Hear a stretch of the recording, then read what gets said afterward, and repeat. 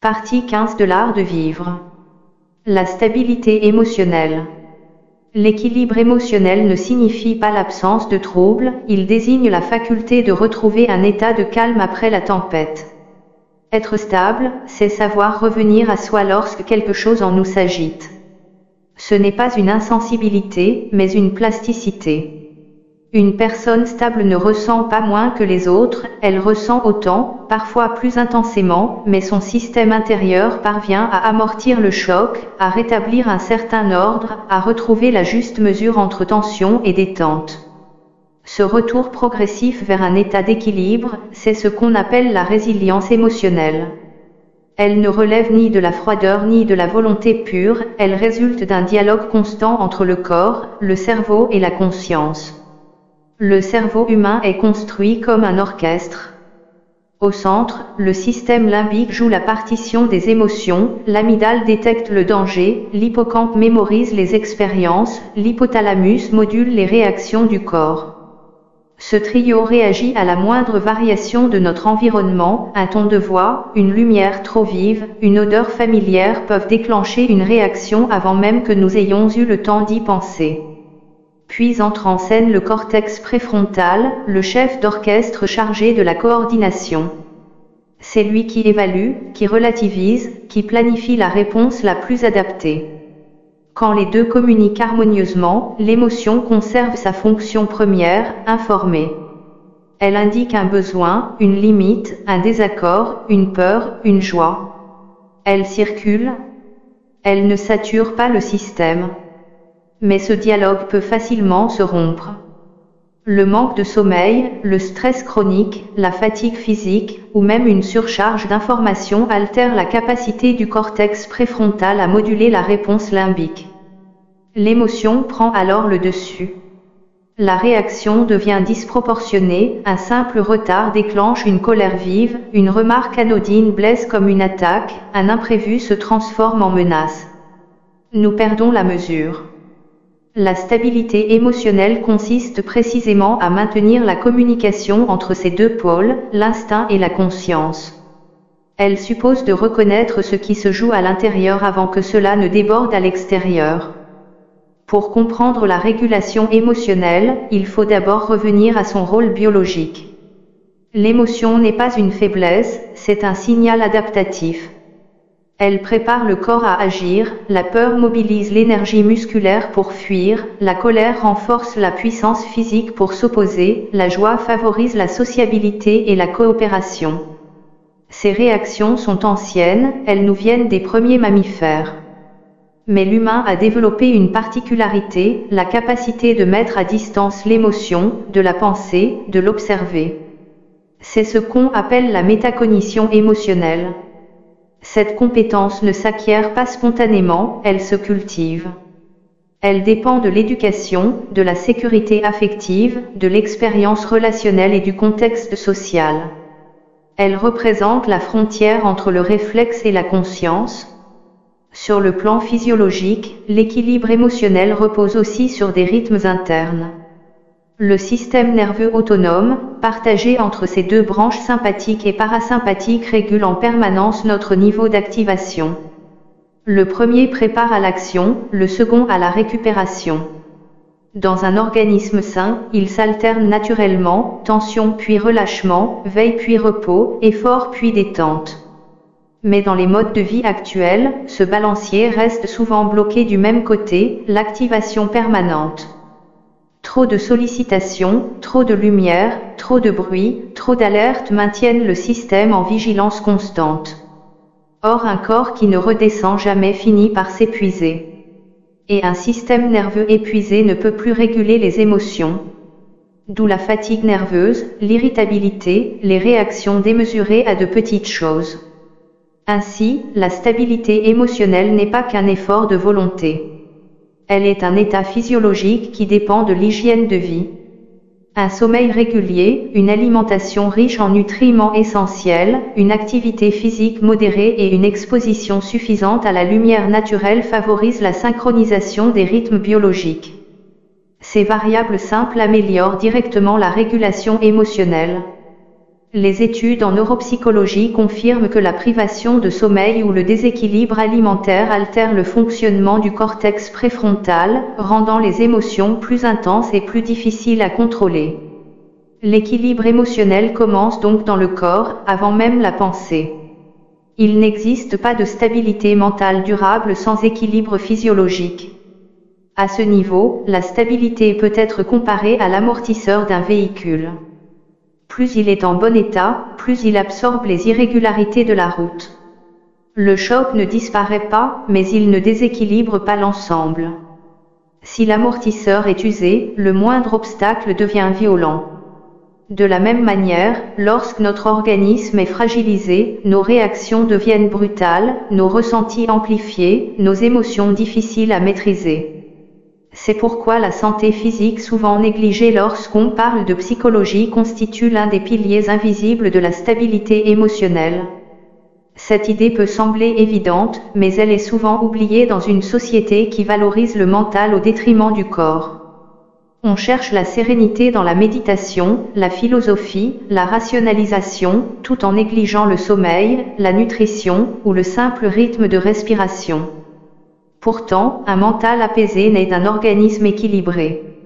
La stabilité commence par la biologie. Ce n'est qu'ensuite qu'elle se déploie dans la pensée. Au-delà du corps, la stabilité repose aussi sur la compréhension des émotions elles-mêmes. Chaque émotion a une fonction spécifique. La colère signale une atteinte à l'intégrité ou à la justice, la peur prévient d'un danger, la tristesse appelle à la réparation, la joie signale la satisfaction d'un besoin ou la réussite d'une interaction. Les reconnaître, c'est se réconcilier avec leur utilité. Beaucoup de personnes cherchent à supprimer les émotions dites négatives, comme si elles étaient des erreurs à corriger. Mais une émotion refoulée ne disparaît pas, elle se déplace, s'accumule, se transforme en tension chronique, en anxiété ou en somatisation. La stabilité émotionnelle consiste donc à laisser l'émotion circuler jusqu'à ce qu'elle s'éteigne d'elle-même. Comme une vague qui monte, se brise et se retire. Vouloir la bloquer ne fait qu'amplifier la pression. L'apprentissage de cette fluidité passe par la conscience émotionnelle. C'est la faculté d'identifier ce qu'on ressent au moment où on le ressent, sans jugement. Nommer l'émotion, c'est déjà la réguler. En activant le langage, on active le cortex préfrontal, qui freine la surchauffe limbique. Dire « je me sens frustré » ou « je suis inquiet » revient à allumer la lumière dans une pièce obscure, le simple fait de voir ce qui s'y trouve réduit la peur. Les recherches en imagerie cérébrale montrent qu'énoncer une émotion diminue l'activité de l'amygdale. Ce processus, appelé étiquetage affectif, constitue l'une des bases de la psychorégulation. Il ne s'agit pas d'intellectualiser, mais de reconnaître, d'observer, de respirer avec l'émotion plutôt que contre elle. Reconnaître ces émotions demande un certain courage, car nommer, c'est admettre.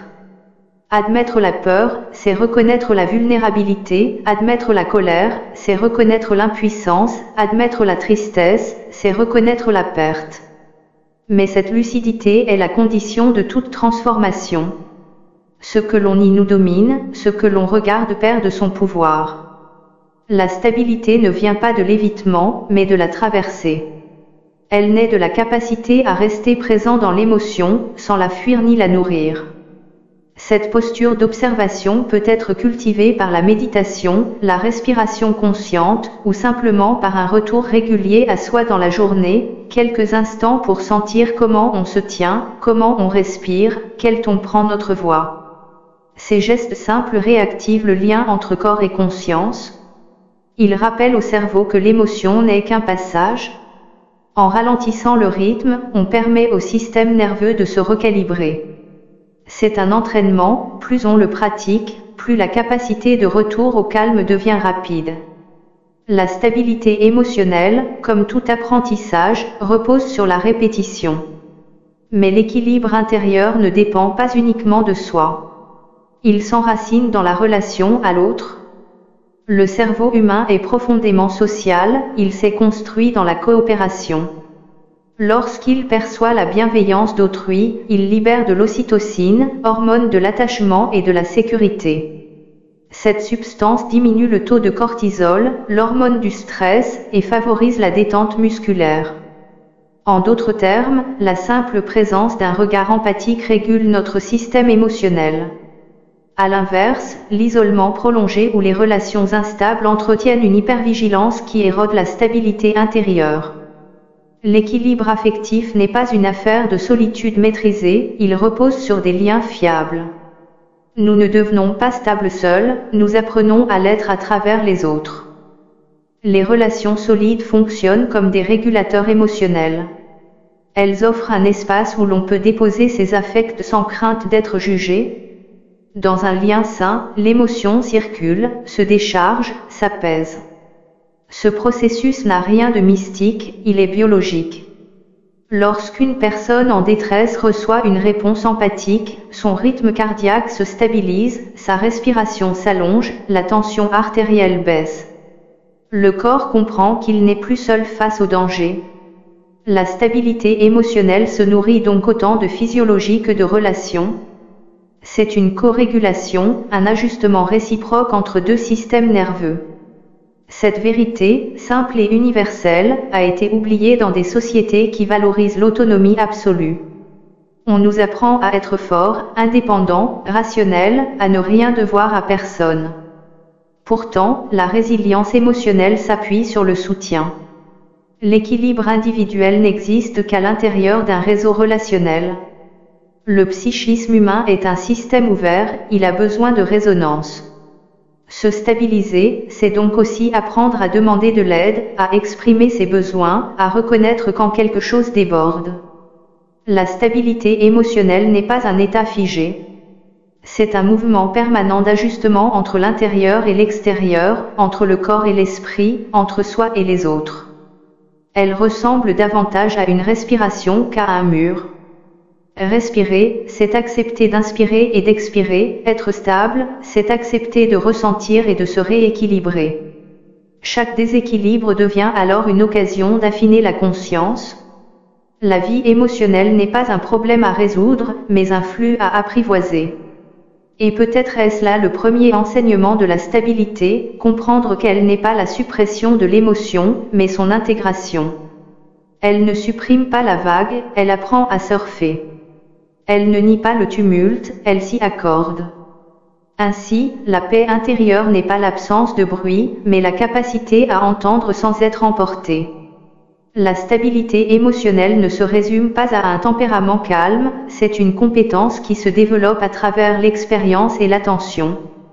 Elle s'affine au fil des cycles de la vie, des épreuves, des pertes, des réussites. Chaque émotion vécue devient une occasion d'apprentissage. Comment ai-je réagi? Qu'est-ce que cela m'a appris sur moi? Ai-je cherché à fuir, à contrôler, ou à comprendre? Ces questions ne demandent pas une analyse intellectuelle, mais une écoute du corps. Le corps c'est avant la tête. Il se contracte ou se relâche, il chauffe ou frissonne, il s'ouvre ou se ferme. Lire ces signaux, c'est réapprendre à se connaître sans passer par la pensée. La stabilité commence souvent là, dans la sensation. La peur, la colère, la joie, la honte, la tristesse, ces émotions primaires sont universelles. Elles traversent toutes les cultures, tous les âges, toutes les histoires. Mais leur expression et leur régulation dépendent du contexte d'apprentissage. Un enfant à qui l'on a permis d'exprimer sa colère sans être humilié apprend que la colère n'est pas un danger, c'est un message. Un autre, à qui on a reproché chaque élan, intègre l'idée que ressentir est une faute. Plus tard, adulte, il confondra maîtrise et refoulement. Il se tiendra droit, impassible, mais sous cette apparente solidité, la pression s'accumulera. Lorsqu'elle finira par exploser, la décharge sera d'autant plus violente. La stabilité émotionnelle exige donc un travail de désapprentissage, réhabiliter le droit de ressentir. Ce réapprentissage consiste à distinguer la réaction de la réponse. La réaction est immédiate, impulsive, souvent disproportionnée. Elle cherche à éteindre la tension. La réponse, elle, implique un temps d'observation, elle contient la conscience du choix. Entre les deux, il y a un espace minuscule, mais déterminant, le moment où l'on respire avant d'agir. C'est dans cet espace que naît la liberté intérieure. Un être stable n'est pas celui qui ne ressent rien, mais celui qui peut habiter cet intervalle sans se laisser happer. Il ressent, il observe, puis il choisit.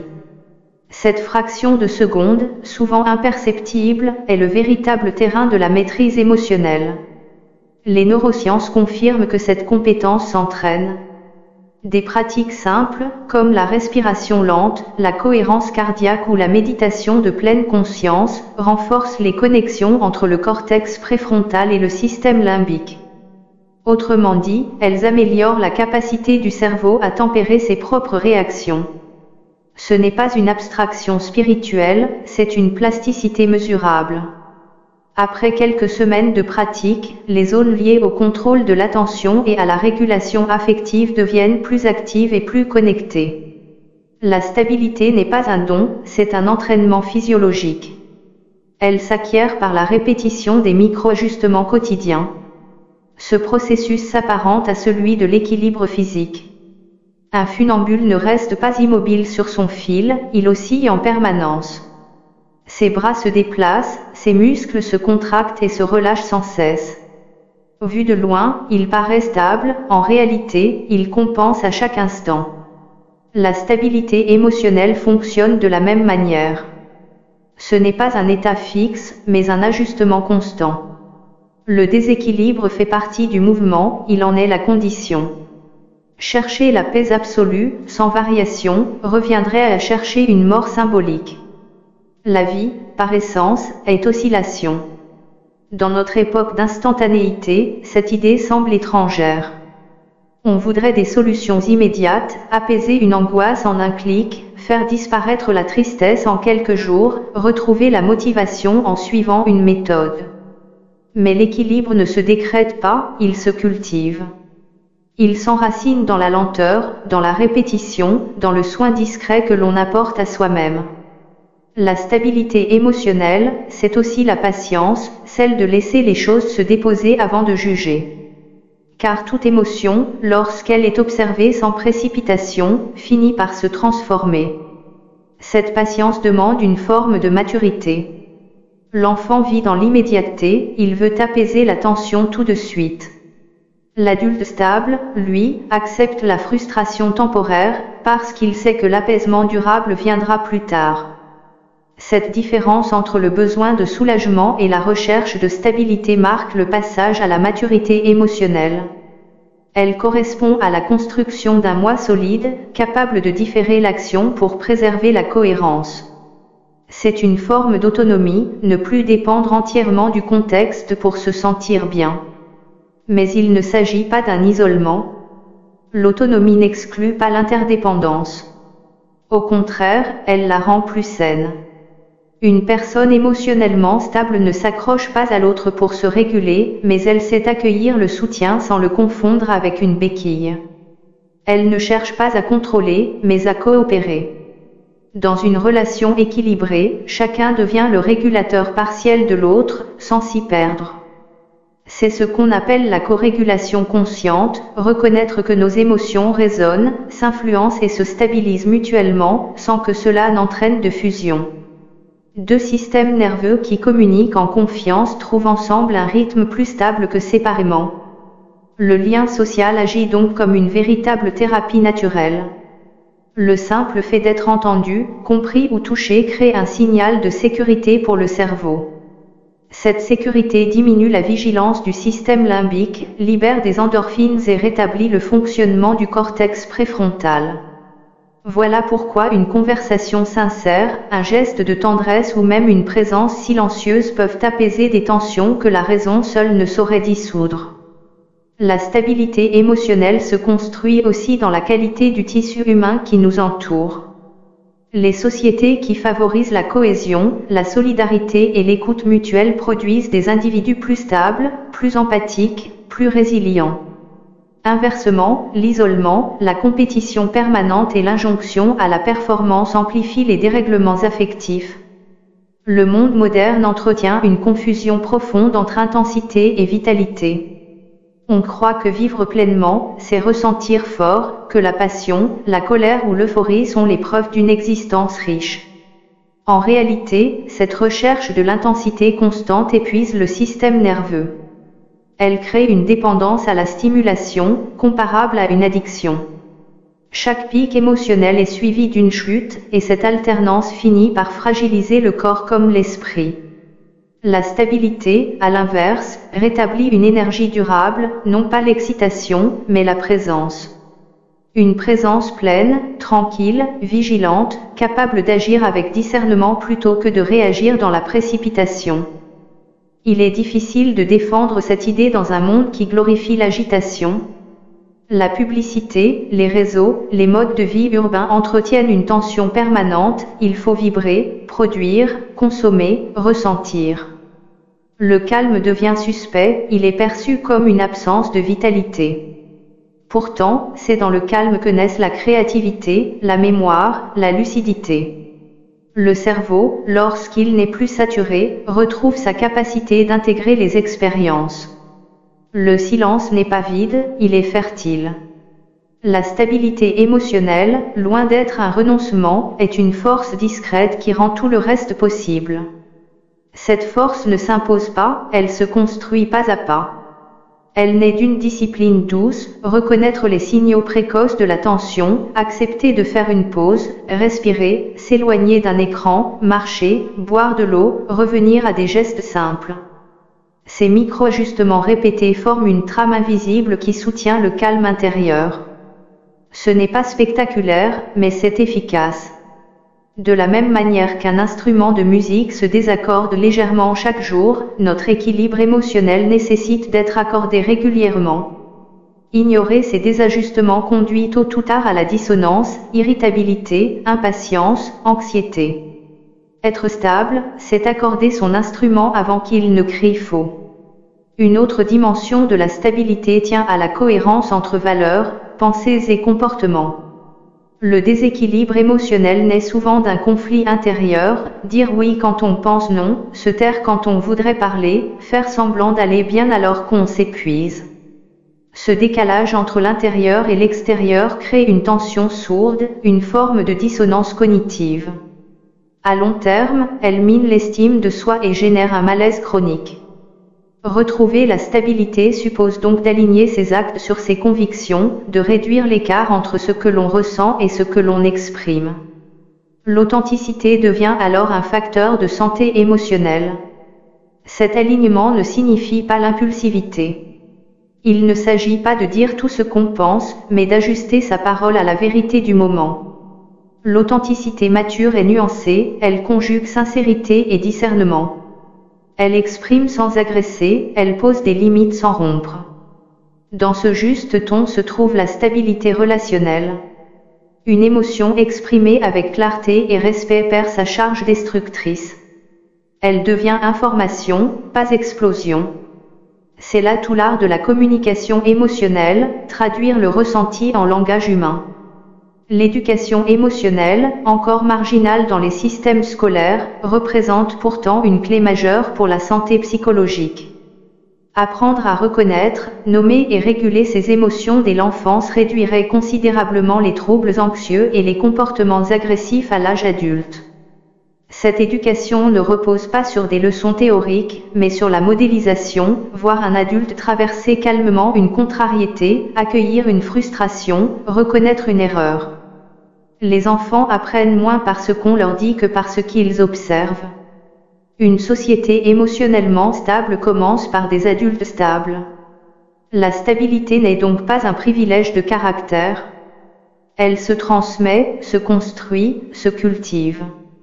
Elle demande du temps, de la bienveillance, de la cohérence. Elle ne consiste pas à neutraliser les émotions, mais à les harmoniser. L'être humain stable n'est pas celui qui contrôle tout, mais celui qui reste souple. Comme le roseau face au vent, il plie, mais ne rompt pas. La solidité rigide finit toujours par céder, la souplesse, elle, traverse les tempêtes. Dans cette perspective, la stabilité émotionnelle devient une sagesse pratique. Elle relie la biologie à l'éthique, le corps à la conscience, l'individu à la société. Elle n'exige pas la perfection, mais la présence. Être là, tout simplement, avec ce que l'on ressent, sans excès ni fuite.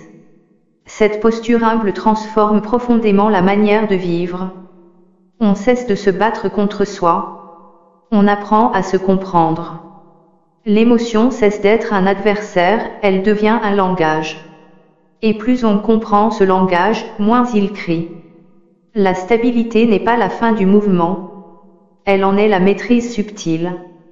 C'est le point d'équilibre entre la sensibilité et la lucidité, entre la réactivité et la sagesse.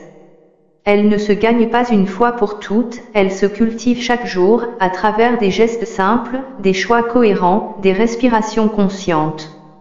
Et c'est souvent dans les moments ordinaires que cette compétence s'éprouve, dans un regard, une attente, une contrariété, un silence. C'est là que se mesure la véritable maturité émotionnelle, non pas dans les grandes épreuves, mais dans la manière d'habiter le quotidien. La stabilité émotionnelle atteint sa maturité lorsque l'on cesse de la chercher comme un état final et qu'on la reconnaît comme un art de navigation. Elle n'est ni un objectif ni un résultat, mais une manière d'habiter le changement. Dans une existence toujours mouvante, l'enjeu n'est pas d'éliminer les vagues, mais d'apprendre à se tenir debout sur la planche. Cela demande un double mouvement, une base intérieure solide et une capacité d'adaptation constante.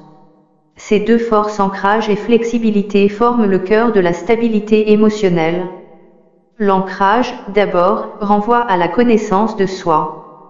Plus on se connaît, plus il devient facile de reconnaître les émotions au moment où elles apparaissent. L'inconnu déstabilise, le connu rassure. Savoir quelle situation déclenche la peur, la colère ou la honte permet d'anticiper la réaction avant qu'elle ne s'emballe. Cet ancrage ne se construit pas par la réflexion seule, il se forme dans la répétition des expériences et dans la capacité à les observer. Chaque épisode émotionnel devient un miroir. On découvre ses zones sensibles, ses valeurs non négociables, ses besoins profonds. Se connaître, c'est cartographier ses courants intérieurs pour mieux naviguer en pleine mer. Mais l'ancrage sans souplesse conduit à la rigidité. Trop d'ordre fige la vie, étouffe la spontanéité, empêche la transformation. C'est pourquoi la flexibilité constitue l'autre pilier de la stabilité. Elle permet de s'ajuster aux circonstances sans se trahir. Être flexible, ce n'est pas se renier, c'est accepter que tout change, les contextes, les humeurs, les saisons, les gens. Une émotion qui hier semblait insurmontable peut aujourd'hui se traverser avec légèreté. Cette malléabilité intérieure préserve l'équilibre dans un monde incertain. C'est la souplesse du roseau face au vent, plus résistante que la force du chêne. Cet équilibre entre ancrage et adaptation est aussi celui du système nerveux.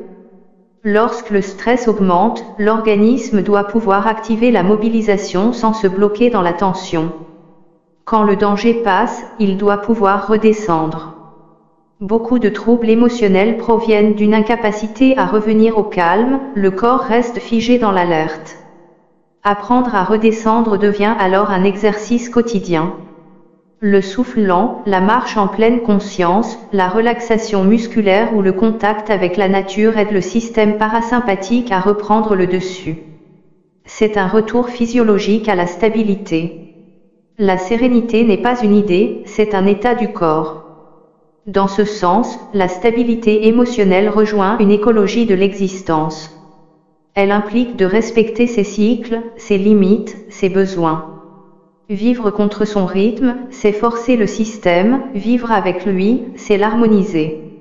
Cette écologie intérieure rejoint des principes biologiques simples, alternance entre activité et repos, entre tension et relâchement, entre ouverture et retrait. La nature fonctionne ainsi, et l'être humain, qui en fait partie, ne peut s'en abstraire. La stabilité émotionnelle, c'est peut-être cela, se réaligner sur les lois naturelles du vivant. Cette stabilité intime devient ensuite un socle relationnel. Car la manière dont nous gérons nos émotions détermine la qualité de nos liens. Un individu instable, même plein de bonne volonté, projette son agitation sur les autres, il réagit avant de comprendre, il attaque avant d'écouter, il se ferme avant de s'expliquer. À l'inverse, une personne stable devient un repère. Elle inspire confiance, non parce qu'elle ne ressent rien, mais parce qu'elle ne déborde pas. Sa présence apaise naturellement. On s'y sent entendu, accueilli, reconnu. La stabilité émotionnelle crée un champ de sécurité autour d'elle, elle rend la relation possible. C'est ici que s'opère la jonction entre l'équilibre personnel et la vie collective. Une société émotionnellement mature repose sur des individus capables d'autorégulation. Sans cette compétence, la communication dégénère en confrontation, les débats en guerre d'opinion, la différence en menace. La stabilité émotionnelle n'a donc rien d'un luxe individuel, elle devient un enjeu social. Elle conditionne la qualité du vivre ensemble. Cultiver la stabilité, c'est œuvrer pour la paix intérieure autant que pour la paix commune. Mais ce travail exige une certaine lucidité sur nos illusions. Beaucoup cherchent la stabilité comme un refuge contre la douleur. Ils espèrent ne plus jamais souffrir, ne plus trembler, ne plus douter. Cette quête, paradoxalement, crée encore plus d'instabilité. Car refuser l'émotion, c'est refuser la vie. La stabilité authentique ne consiste pas à se protéger du monde, mais à s'y tenir sans se dissoudre. C'est une solidité ouverte, la capacité de rester sensible sans perdre pied. Accepter de ressentir, c'est accepter de vivre pleinement, et c'est dans cette acceptation que naît la vraie paix.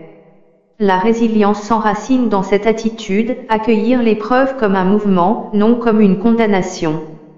Chaque déséquilibre porte en lui une possibilité de croissance. Lorsque tout semble vaciller, le retour à soi passe souvent par la simplicité, respirer, marcher, écrire, parler à quelqu'un, dormir. Ces gestes modestes rétablissent la continuité de l'existence. Ils rappellent que la stabilité ne se trouve pas dans la perfection, mais dans la répétition du soin.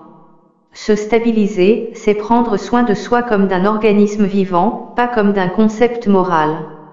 Cette perspective change profondément notre rapport aux émotions. On cesse de les juger pour les écouter. Une colère devient une information sur une limite franchie, une peur, une alerte utile, une tristesse, un signal de perte à honorer, une joie, la reconnaissance d'un accord entre le désir et la réalité. Chaque émotion retrouve alors sa fonction originelle, ajuster notre comportement à la situation. La stabilité émotionnelle, dans ce sens, n'est rien d'autre que la bonne circulation du message. Lorsqu'on ne le bloque plus, la vie se régule d'elle-même. Ce rétablissement du flux émotionnel suppose un rapport nouveau à la vulnérabilité. Être stable ne veut pas dire être invulnérable, c'est accepter sa vulnérabilité sans s'y noyer. L'invulnérabilité est une illusion de contrôle, elle rigidifie. La vulnérabilité assumée, au contraire, crée un espace d'humanité. Elle permet le dialogue, la compassion, l'authenticité. Reconnaître qu'on peut être touché, ému, bouleversé, c'est permettre à l'autre de l'être aussi. Et c'est souvent dans cet échange d'humanité que la stabilité se renforce. L'émotion partagée devient pont, non fracture. On comprend alors que la stabilité émotionnelle n'est pas une fin solitaire. Elle s'épanouit dans la relation. Le calme intérieur se reflète dans le calme partagé. Lorsqu'un individu stable écoute, il ne cherche pas à corriger, il accueille. Cette écoute crée un climat de confiance qui apaise spontanément les tensions. Les thérapeutes, les enseignants, les parents, les amis, tous ceux qui savent écouter sans juger jouent ce rôle de régulateur social. Ils rappellent, par leur simple présence, que la stabilité est contagieuse. Une seule personne ancrée peut influencer positivement tout un groupe, comme une corde juste accorde les autres par résonance. La stabilité émotionnelle prend alors une dimension éthique. Elle devient un acte de responsabilité, ne pas répandre son agitation, ne pas réagir sous l'effet de la colère, ne pas projeter ses blessures sur autrui. Cette retenue n'est pas une censure, mais une forme de générosité. Elle consiste à transformer son propre chaos avant qu'il ne devienne contagieux. C'est une discipline intérieure qui protège les liens. Dans une époque de réactivité permanente, savoir différer, respirer, reformuler devient un geste de paix.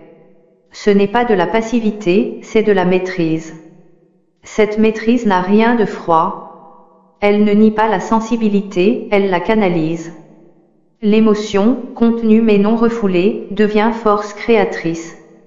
Les artistes, les penseurs, les artisans de toute époque l'ont compris, c'est dans la stabilité que s'exprime la profondeur. Un esprit agité produit beaucoup, mais sans direction, un esprit stable transforme l'émotion brute en œuvre. L'art, la musique, l'écriture, la philosophie sont autant de formes de transmutation émotionnelle. Elles montrent que le calme n'est pas un renoncement à la vie, mais une manière plus haute de la célébrer.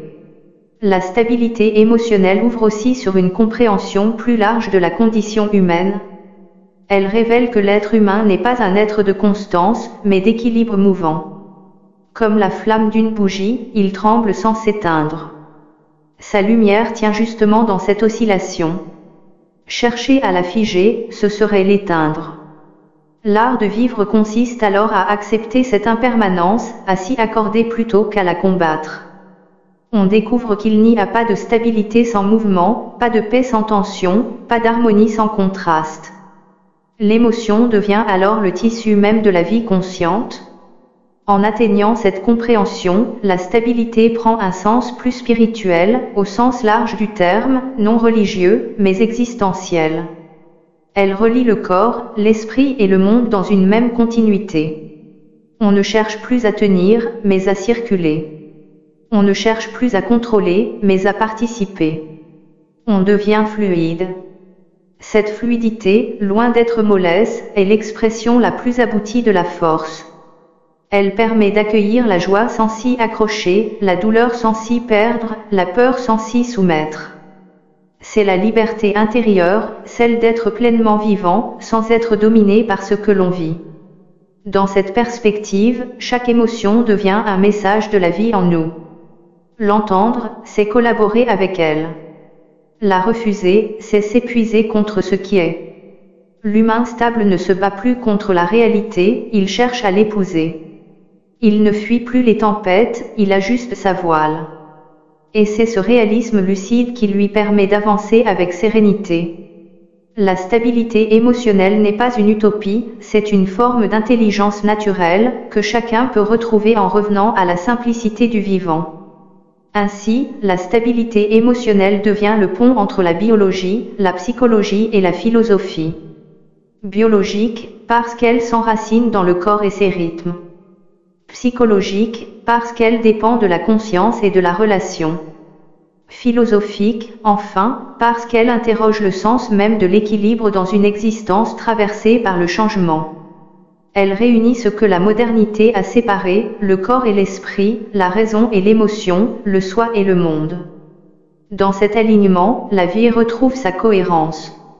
Ce que l'on appelle parfois sérénité n'est donc pas un don, mais une discipline de clarté. Une manière de voir les choses sans excès, de ressentir sans se perdre, d'agir sans s'agiter.